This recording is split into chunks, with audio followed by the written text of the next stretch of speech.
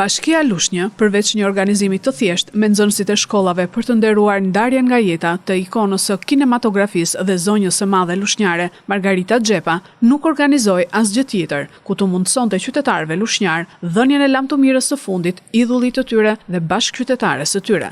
Bashkia u mjaftua vetëm me një njoftim në rrjetin social Facebook për homazhet që u zhvilluan sot në ambientet e brendshme të muzeut historik.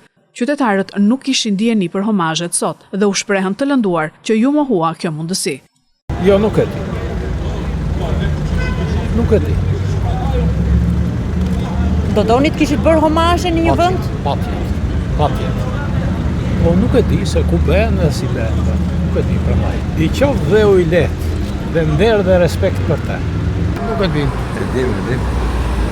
Ku bëhen homazhet? Ku do shkoni t'i bëni? Të në Lushnjë nuk e di, po di që bëhen në Tiranë.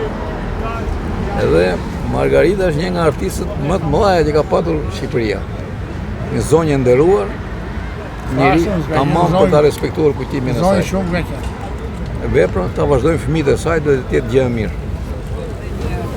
Ajo ka qenë soi grova, edhe mam do që ai çikë një fragment në pyll i lirisë, ke parasysh.